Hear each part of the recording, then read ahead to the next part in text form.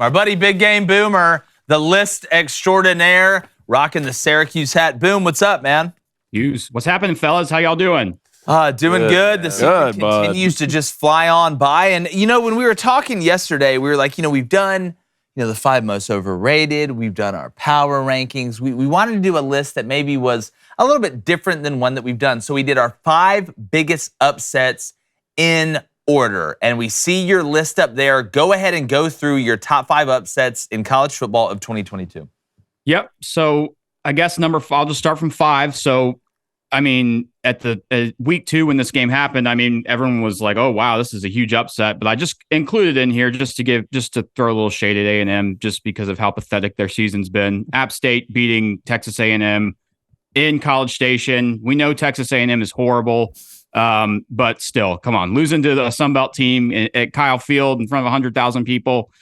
Give me a break. That's weak. Boomer, tell me how you really feel about A&M though. How do you really feel? They're like overrated every year, like they always are. They'll get a top 5 recruiting class this year, and all the media experts will be saying that they're back again and in the top 10. And sometimes stars don't matter. We got to realize that.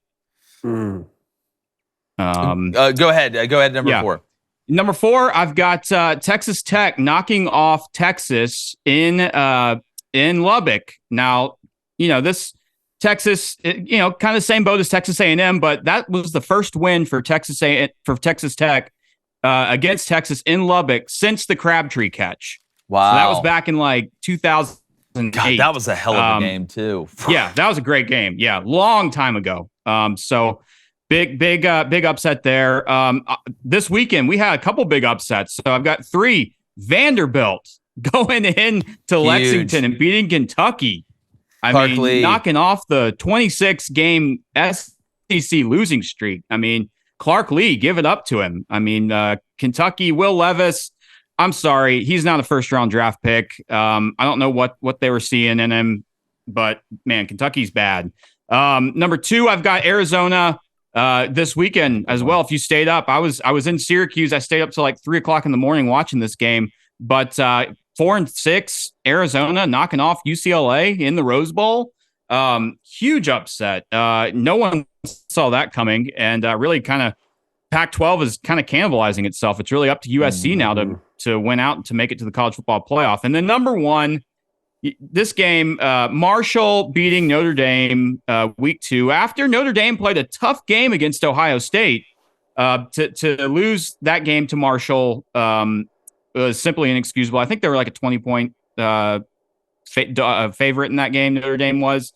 But to me, Marshall lost to Bowling Green. It's funny that Marshall was able to knock off Notre Dame. So that's my number 1 upset of the year. I love that. I love how you threw the Texas Texas one in there. Let's go ahead and throw ours up there. Let's see it. All right, so number 5. So we did our number 1 is the biggest upset, and the way we did it was like snapshots in time. I love how we kind of went different ways philosophically. That's what makes these lists fun. So we went snapshot in time. What was the biggest upset? We started with App State at A&M because of exactly what you said, Boomer. The amount of expectations that were there at A&M with the preseason ranking and the way App State won that game. They lined it up and ran it right at Texas A&M. You talk about dominating time of possession. I knew App State was going to run it. Y'all knew App State was going to run it. Boom, you knew App State was going to run it, and so did A&M, and they couldn't stop it. And App State kind of fallen off a cliff a little bit, too, after game day went there.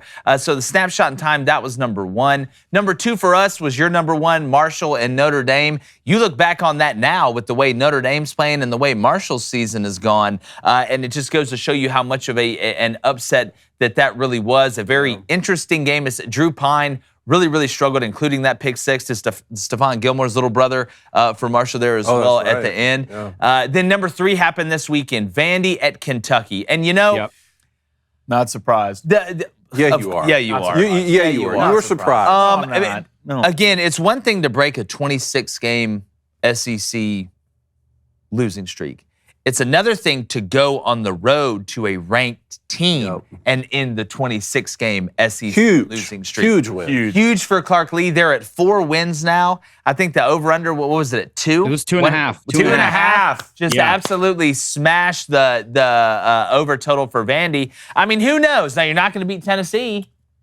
No chance. No chance, Blaine. There's always just say it, Blaine. I'm gonna Jake Crane and Tim Brando. There's always. I want to hear you say it. There's always. I'll say there's a chance. Yeah, there's a chance that it could start raining sweet tarts tomorrow. I want to hear you say that Tennessee is going to beat Vanderbilt. I will say Tennessee's going to beat Vanderbilt. Vanderbilt's going to beat Tennessee. I think Vandy covers the spread. What's the spread? Probably 1,000. Okay, well, good job. Yeah, well, I'll take that one too. Of all time. All right, number 4, Boston College. Jeff Hafley and the boys. Blaine, how long was that losing streak? It was a 25-game 25 ranked opponents. Yeah, you go on the road to NC State. Now, look, they have Jack the Chambers of no secrets. I can't throw the ball. But the defense of NC State's very, very talented. Then you got the backup coming in for BC, who's out there slinging it like Frank Lucas, man. So they go on the road, get the 1-point dub, score at the end. I think Summerfold's his last name, the kid who threw for like 330, was a hell of a performance by them. And I think it shows you, look, Jeff Hafley's a heck of a football coach. Boston College is not an easy gig. Very excited to see him continue to grow through his career. To me, he's still a rising star in the profession. And then number 5 happened this weekend. Cone, this was yours, so I'm going to let you explain. Well, look, man, we had Jim Moore on the show right when he took the job. And we thought, UConn was the worst team in college football, Boomer, last season. Liberty just upset Arkansas. We're talking about a Hugh Freeze-led Liberty team.